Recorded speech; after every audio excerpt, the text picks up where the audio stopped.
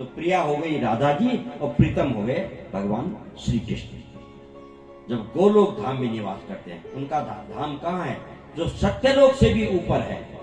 भू भुव स्व महाजन तप और सत्य, और उसके बाद गोलोक धाम कहते हैं। वहां राधिका श्री कृष्ण निवास करते हैं गोलोक। तो एक बार भगवान श्री कृष्ण और राधा रानी जी ने इस संसारी पुरुषों के, संसारी जीवों के दुख के निवारण के लिए इस धराधाम पर अवतरित होने की एक भूमिका बना रहे थे कि हम धराधाम पर जाएं और लोगों का कल्याण कर दें। ऐसी भूमिका जब बना रहे थे, उनका एक बड़ा प्रिय लालन और पालन किया हुआ, लालित पालित एक सुख पक्षी था। सुख माने तोता था, पिंजरे में रहता था। उसको खिलाते पिलाते नहलाते पुचकारते सब कुछ उसका बड़ा प्रेम करते। अब जब वो आने की तैयारी कर रहे थे तो सुख से बोले, बेटा हम धराधाम पर जाते हैं और वहां हम लीला करेंगे और तुम तब तक हमारी प्रतीक्षा करना, हम फिर आएंगे। सुखदेव ने कहा, माता जी राधा रानी, आप धराधाम पर जा रही हैं तो मैं यहाँ क्या करूंगा? तो क्या करें फिर? बोले, मैं भी आता हूं। आप जब धराधाम पर जाते हैं तो अरे तू क्या करेगा वहां? हम तो लीला करेंगे, हम लोगों के कष्टों को दूर निवारण करेंगे, लोगों को सुख पहुंचाएंगे, तू क्या करेगा? तो सुखदेव ने कहा, आप लीला करेंगे और मैं आपकी लीला का गुणगान करूंगा। बोलो जय श्री कृष्ण। तो तब तो अच्छी बात है। राधा जी का चलो। वही सुख पक्षी भी इस धराधाम पर अवतरित हुआ। पर कैसे अवतरित हुआ? क्योंकि गोलोक से आना यहाँ सदेह नहीं आ सकते, यहाँ से वहां सदेह नहीं आ जा सकते। भगवान भी जब आए तो अवतार यहाँ तो देव जी और वसुदेव जी के यहाँ जन्म लेना पड़ा भगवान को। तो सुखदेव ऐसे पक्षी के रूप में कैसे आ जाते? वह भी एक किसी तत्व के रूप में हिमालय में प्रकट हो हुए, और वो क्या, एक अंडे के रूप में वहां प्रकट। एक समय की बात है, भगवान शंकर, देखो शंकर जो है ना सबके आचार्य हैं, गुरुओं के भी गुरु हैं भगवान शंकर। भगवान शंकर माता पार्वती को अमर कथा श्रवण करवा रहे हैं और कराते कराते उस कथा से पहले देखा कहीं कोई जीव जंतु न हो, हमारी कथा न सुने। क्यों भाई? ऐसा होता है कि हमारी कथा न सुने? होता कहीं ऐसा? हम ऐसा सोच सकते हैं कोई हमारी कथा न सुने? हो सकता है ऐसा? नहीं हो सकता। क्यों? ये कलयुग है। जैसा जिस श्रेणी का व्यक्ति भी आए, हमें तो प्रचार करना है, हमारी कथा सुनो, हमारी कथा सुनो, हमारी कथा सुनो। करते कि नहीं करते? लेकिन जो असली गुरु होते हैं वो ऐसा प्रचार, वो अनधिकारी को कथा श्रवण नहीं कराते। भागवत में लिखा है ना कि विष्णु दीक्षा भी नाम तो नाधिकारक कथा श्रव। जो अधिकारी नहीं है, पात्रता जिसके अंदर नहीं है, वो कथा का श्रवण का अधिकारी नहीं है। इसलिए भगवान शंकर ने कहा कोई हमारी कथा न सुने। देख लो कोई कहीं कुछ नहीं, वो अंडा था कहीं पड़ा होगा, दिखाई नहीं दिया। लेकिन जैसे भगवान ने कथा की, धीरे धीरे वो अंडा जीवित हो गया और धीरे धीरे धीरे धीरे वो अंडा पक्षी के रूप में परिणत, फट गया, वो एक पक्षी उससे पैदा हो गया। और योगेश योग विन्यासः योगात्मन योग संभव निःश्रेयसाय में भोक्तः त्याग संन्यास लक्षणम। एकादश स्कंद चल रहा था भागवत का और माता जी को समाधि लग गई, नींद आ गई। हम ये कह सकते हैं नींद आ गई। अब नींद जब आ गई, मैं कथा बोल रहा हूं, आप कुछ न कुछ तो हाँ ना कर रहे हैं, चाहे फिर से कर रहे हैं पर कर तो रहे हैं, जी हाँ जी हाँ। अब वहां जी हाँ करने वाला, अब माता जी को तो नींद आ गई। अब उस तोते ने सोचा कि अगर माँ को नींद आ गई और अगर कोई हुंकारा नहीं भरेगा तो फिर कथा बंद हो जाएगी। तो माता जी के, क्योंकि तोता बात पकड़ने के लिए तो एकदम तुरंत पकड़ लेता है, तोता ही जो कहते, इसका नाम ही तोता है। हाँ, वो हुंकारा देने लगा, भरने लगा, तो सुखदेव जी हाँ। तो अब जब एकादश स्कंद की कथा चल रही थी, योगेश योग विन्यास योगात्मन योग संभव, त्याग और संन्यास के लक्षण का वर्णन हो रहा था, और भगवान शंकर ने जयकारा कर दिया, बोले बाल कृष्ण लाल की जय। ऐसा जयकारा किया तो माता जी की समाधि टूट गई, और माता जी ने कहा, प्रभु फिर क्या हुआ, फिर क्या हुआ? भगवान ने कहा, फिर क्या हुआ? अरे अब तो कथा पूरी हो गई, आरती भी हो गई, अब तो प्रसाद मिलने वाला है, तुम कहां गई थी? बोले मुझे तो समाधि लग गई थी। समाधि? तो ये हूं का कौन भर रहा था? देखो तो जरा। देखा उधर एक तोता, एक पक्षी, अच्छा इसने हमारी कथा सुनी, चोरी करता है, उठाया त्रिशूल। अब तोता भी समझ गया कि अब मरना निश्चित है, जिसके लिए त्रिशूल उठा दिया, और वो भगवान शंकर ने, रुद्र ने, भागा वहां से। तो कहते हैं आगे तोता भागे, पीछे से भगवान शंकर त्रिशूल के लिए पीछे उसके भाग रहे हैं, और अमरनाथ में कथा चल रही थी, और वहां से भागता भागता तोता पहुंच गया बद्रीनाथ, और शंकर भगवान के पीछे से दौड़ रहे हैं।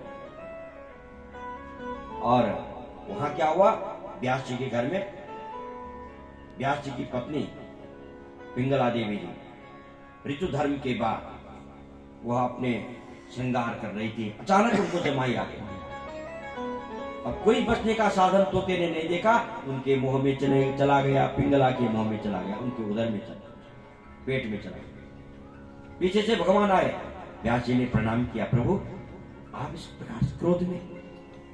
बोले आपके यहाँ हमारा चोर आया है। आपका चोर? अरे आपके यहाँ क्या चोरी हो सकती है? क्या है चोरी करने के लिए आपके यहाँ?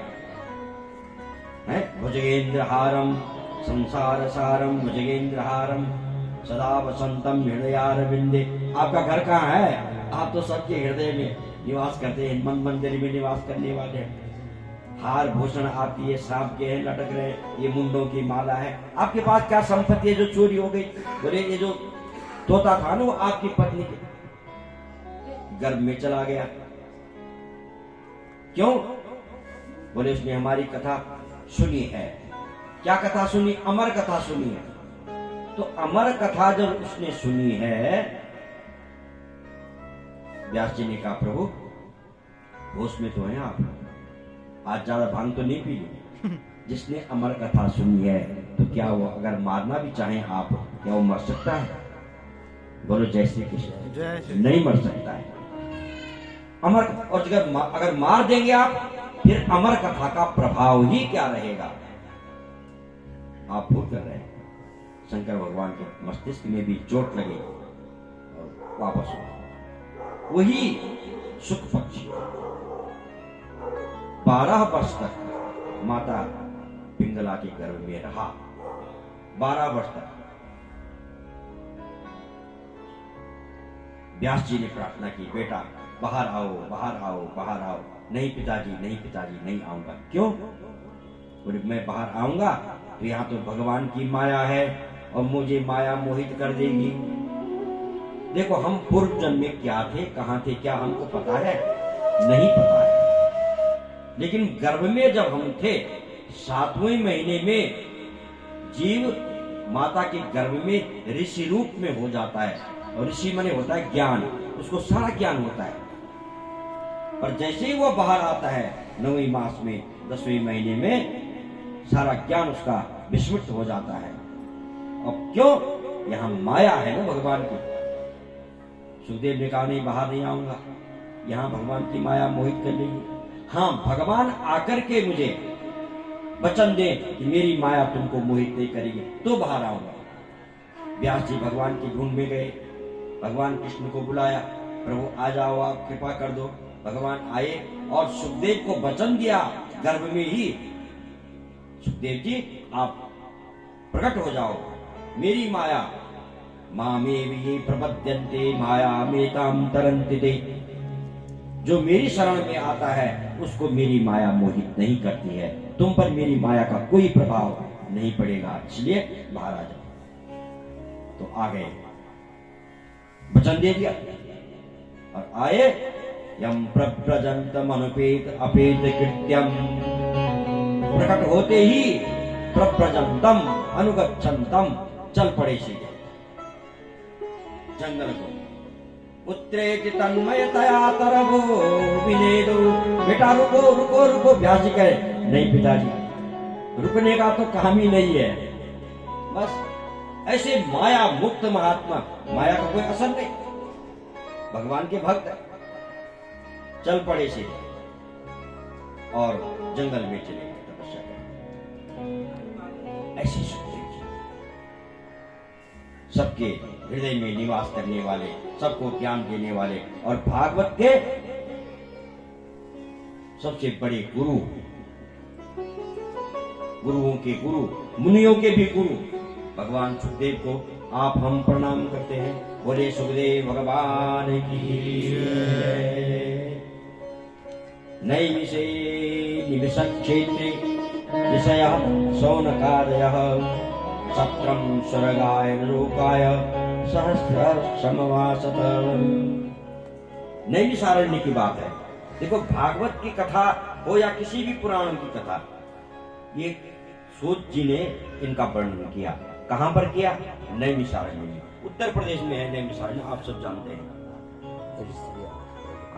निमिष मात्र में भगवान का सुदर्शन चक्र जो ब्रह्मा जी के अंग से प्रकट हुआ, ऋषियों ने प्रार्थना की कि प्रभु हम वो ऐसा स्थान बताओ जहां हम भक्ति कर सके, जहां हम सत्संग कर सके। मनोमय चक्र प्रकट हुआ ब्रह्मा जी के शरीर से और निमिष मात्र में वहां पहुंच गया। वहीं सब ऋषि लोग चले गए, वही तपस्या करते हैं, वही सत्संग करते हैं, इसलिए उसका नाम निमिष में जहां चक्र पहुंचता है ऐसा वो अरण्य, उसका नाम है नैमिषारण्य। वहां पर प्रवचन करते हैं सूत जी। सूत जी श्रेष्ठ है, आयु में तो छोटे हैं अन्य ऋषियों से, वहां शौनक आदि बड़े बड़े ऋषि हैं लाखों वर्ष पुराने, लेकिन ज्ञान में धन वृद्धा बल वृद्धा आयु वृद्धा तथैव च, ते सर्वे ज्ञान वृद्धाश्च किंकरा शिष्य किंकरा। ऋषियों ने प्रार्थना की सूत जी को, प्रभु कोई आयु में बड़े होते हैं, कोई धन में बड़े होते हैं, कोई पौरुष में बड़े होते हैं, ते सर्वे ज्ञान वृद्धाश्च, उन सभी में जो ज्ञान वृद्ध है वह बड़ा होता है, इसलिए आप ज्ञानी हैं प्रभु, आप विराजिए। बिठाया सूत जी को, व्यासासन पर बिठाया और कहा प्रभु हम कोई कथा सुनना चाहते हैं। कैसी कथा सुनना चाहते हैं? बोले श्रेयसाम यद भवे श्रेयः, श्रेय मन होता है कल्याण।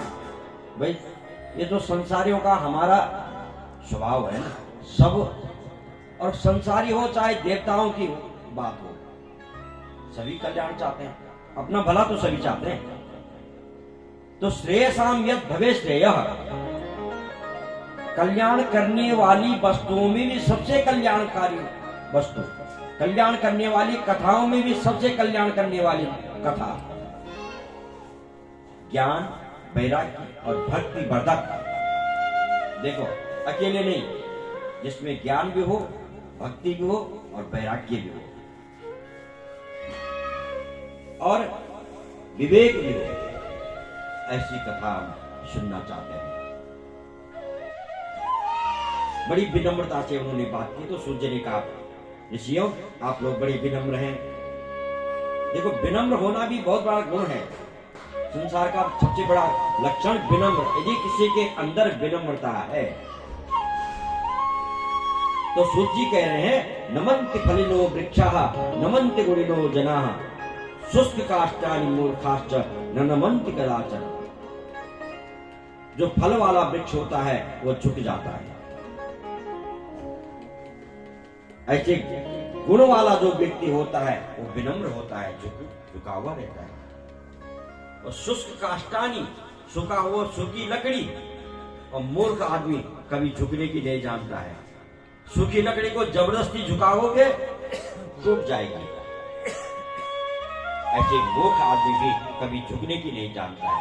और जो गुणवान व्यक्ति है, नमन्त गुणिनो जनः, विनम्र होते हैं,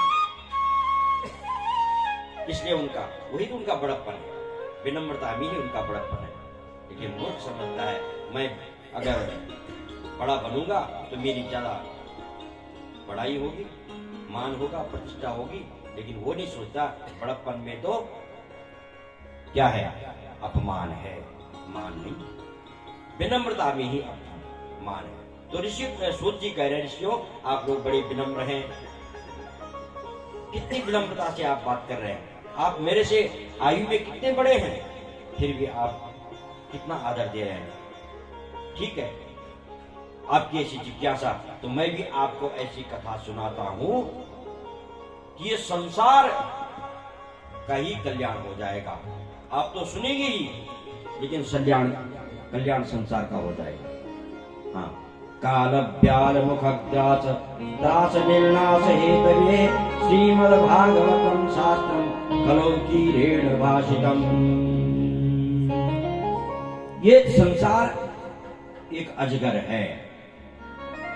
कालक ब्याल मनता अजगर, ये काल रूपी अजगर है और संसार इस काल रूपी अजगर के मुंह में जा रहा है। हम जो सब खड़े हैं ना, एक न एक दिन उस काल रूपी अजगर के मुंह में चले जाएंगे इस संसार से, है ना। तो इस भय से मुक्ति पाने के लिए, इस मृत्यु की का जो भय है, इस भय से मुक्ति पाने के लिए मैं आपको श्रीमद् भागवत शास्त्र की कथा का श्रवण कराता हूं, ताकि आपको मृत्यु का भय न हो। देखो, मृत्यु और मृत्यु का भय। मृत्यु, सुखदेव जी ने जो ज्ञान दिया, आगे सुखदेव जी की जो कथा आएगी, तो मृत्यु का जो भय है मन में, वही दुख का कारण है, भय। मृत्यु को टालना, सुखदेव चाहते तो परीक्षित की मृत्यु टाल भी सकते थे, इतने परम संत थे, मनीषी। लेकिन मृत्यु को टालना समाधान नहीं था। मृत्यु का जो खौफ है मन में, मृत्यु का जो कष्ट, दुख है मन में, भय है, डर, उस डर को निकालना वो समाधान था। ऐसा समाधान दिया। तो ऋषि कह रहे हैं, ऋषियों मैं आपको ऐसा समाधान देता हूं जिससे मृत्यु का भय ही संसार में न हो। संसारियों के लिए मैं ऐसा शास्त्र, आप लोग तो सुनोगे, लेकिन संसार का कल्याण हो जाएगा। बड़े प्रसन्न हुए महाराज, ऐसी दिव्य कथा। और जब सुनाने लगे, एक बार सुखदेव जी कह रहे हैं, ऋषि सूत जी कह रहे हैं कि श्रीमद् भागवत की कथा किसने सुनाई? सबसे पहले बोले परीक्षित जी ने सुनाई, ये सुखदेव जी ने सुनाई। किसको सुनाई? महाराज परीक्षित को सुनाई। और जैसे ही सुनाना प्रारंभ किया, उसी समय वहां पर देवता लोग आ गए। बोलो जय श्री कृष्ण। जय श्री कृष्ण। देवता लोग आ गए और खाली नहीं आए, क्योंकि आप लोग कथा सुनने के लिए आए तो खाली हाथ नहीं आए, कुछ न कुछ भेंट लेकर जरूर आए। तो देवता लोग क्या भेंट लाए? और अमृत का कलश हाथ पे लेकर के आए और वहां रख दिया सामने। देवताओं ने कहा, प्रभु हम भी आपकी कथा का श्रवण करना चाहते हैं। परीक्षित को जो कथा सुना रहे हो वो हमको भी सुना दो। तो सुखदेव जी ने कहा, बैठो, तुम भी बैठ जाओ, हम मना कब करते हैं, कथा का श्रवण करो। पर एक मांग हमारी भी है। क्या मांग है? बोले सुखदेव को ये अमृत पिला दो, ये हम अमृत की तरस लाए हैं, ये सुखदेव को पिला दो, ये परीक्षित को पिला दो, और हमें जो कथामृत है, आप जो कथा का श्रवण कर, वो हमको दे दो। सुखदेव ने कहा, अच्छा। तब तो हम सोच रहे थे कि देवता इतने परमार्थी कहां से कब से हो गए, देवता परमार्थी कब से हो गए कि भाई न तो हमने बुलाया, न परीक्षित ने बुलाया, और बिना बुलाए ही और अमृत का कष्ट लेकर के यहाँ पर आ गए कि हमको कथा सुना। ये कम अमृत है तुम्हारी, कथा के बदले ये अमृत तुम्हारा, ये अमृत क्या चीज है? ये अमृत कांच का टुकड़ा है, और हमारी जो कथा है वो मणि है, और मणि के बदले कांच हमको देना चाहते हो, इस कांच के बदले मणि ले जाना चाहते हो। हम ही तुम्हारे लिए बेवकूफ बनाने के लिए रह गए। जाओ। न ददौ स कथा मृतम। सुखदेव जी ने उनको फटकार दिया, नहीं अब नहीं सुनाएंगे तुमको, जाओ यहां से। काचः क्व मणि महान। कहां तो कांच का टुकड़ा और कहां मणि हमारी। भाई जैसे सब लोग सुन रहे हैं ऐसे तुम भी आकर के बैठ जाओ तो तुम भी सुन लेते, लेकिन तुम तो कथा सुनने नहीं आए, तुम तो हमको ठगने आए कि कांच का टुकड़ा लेकर के और हमसे मणि ले जाना चाहते हो। वो अमृत भी सामान्य वस्तु नहीं थी जिसको कांच कह रहे हैं सुखदेव जी। देखो अमृत जो सामान्य वस्तु नहीं थी, वो अमृत कहां से आया? स्वर्गलोक से आया। कौन लाया उसको? उसको गरुड़ जी लाए। देखो गरुड़ की माता है विनिता और सर्पों की माता है कद्रु। दोनों सौत हैं। किसी होड़ में शर्त रखी उन्होंने, और शर्त में जो है दोनों सौतों की शर्त हुई और विनिता हार गई कद्रु से। तो हार गई तो कहा कि तुमको मेरी दासी बनना पड़ेगा। तो शर्त हार गई तो दासी बन गई। विनिता जो गरुड़ की मां है वह कद्रु की दासी बन गई। अब दासत्व, दास किसे कहते हैं? भाई मालिक कहे कि खड़ी रहो, खड़ा रहना पड़ेगा, सो जाओ, सोना पड़ेगा, वहां जाओ, जाना पड़ेगा। और गरुड़ भी जो है उन सर्पों की दास्ता करता है। विनिता का पुत्र है गरुड़ और कद्रु के पुत्र है सर्प। तो गरुड़ भी सर्पों की दास्ता करते हैं, गरुड़ भी सर्पों की दास्ता करते हैं। एक दिन गरुड़ ने कहा माता जी अपनी माता विनिता को कि मैं इतना सामर्थ्यशाली हूं, इतना शक्तिशाली हूं, और फिर भी मुझे इन गरुड़ों की जो है गुलामी करनी पड़ती है। क्या इसका कोई उपाय नहीं हो सकता? हम इनकी गुलामी से दूर हो जाएं। बोले हाँ उपाय हो सकता है। शर्त थी कि अगर तुम स्वर्ग से अमृत ला करके इनको दो तो हम इनके दासत्व से मुक्त हो जाएंगे। ऐसे शर्त।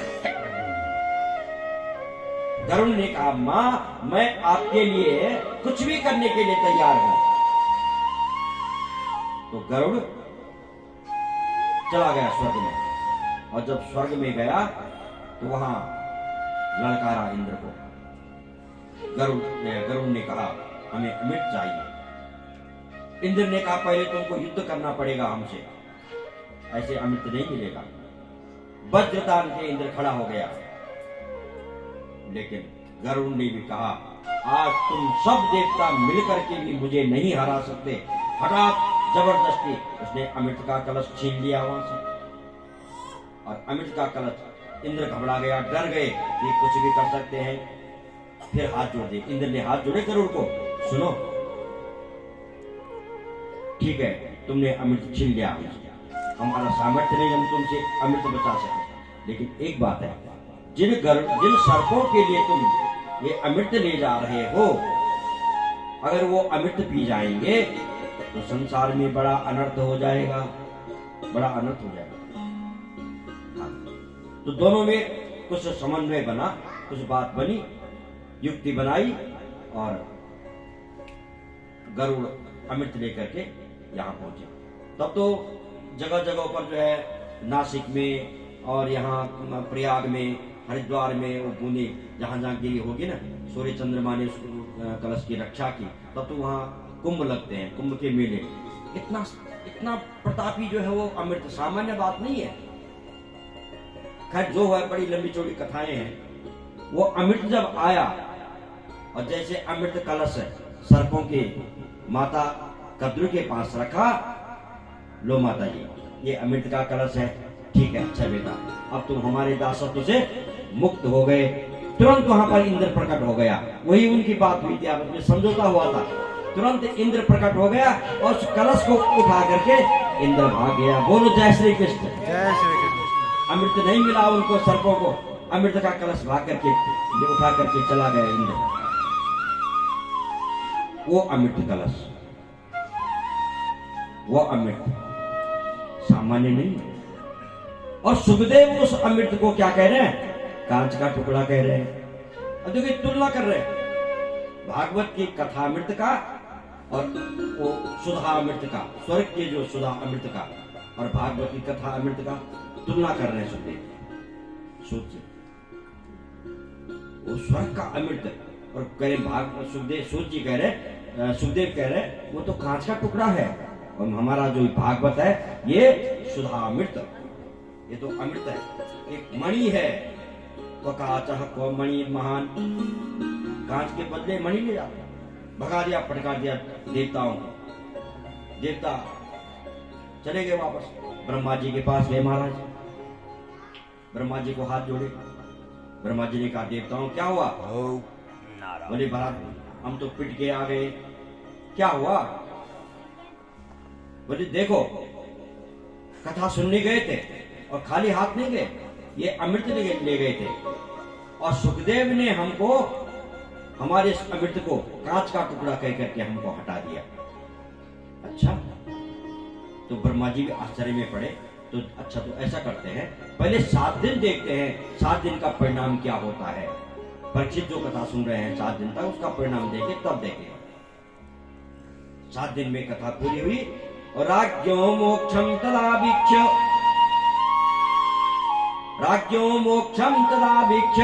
राजा का मोक्ष जब देखा 7वें दिन में, तो तोलयत साधनान्यजः सत्यलोके तुलां बद्ध्वा तोलयत साधनान्यजः।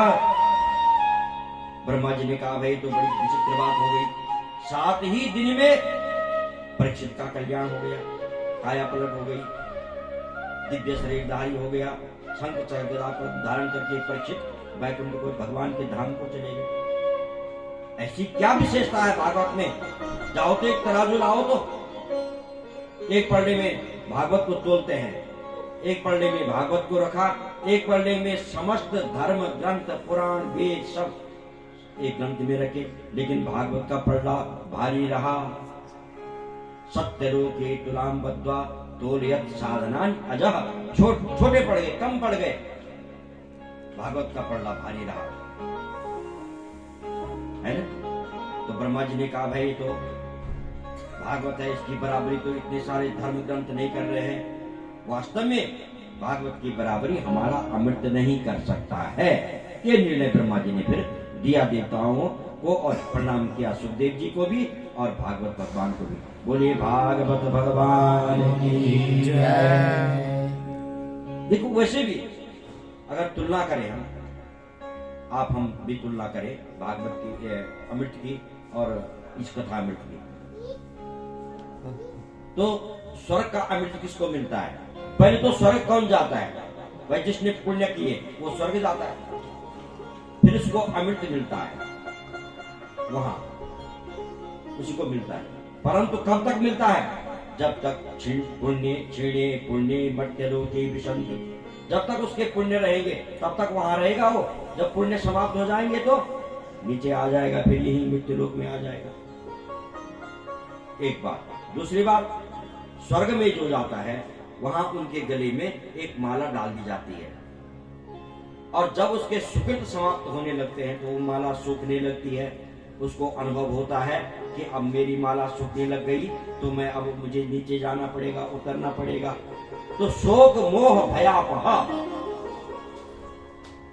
तो उसको शोक बढ़ जाता है, मोह बढ़ जाता है, भय बढ़ जाता है उसका।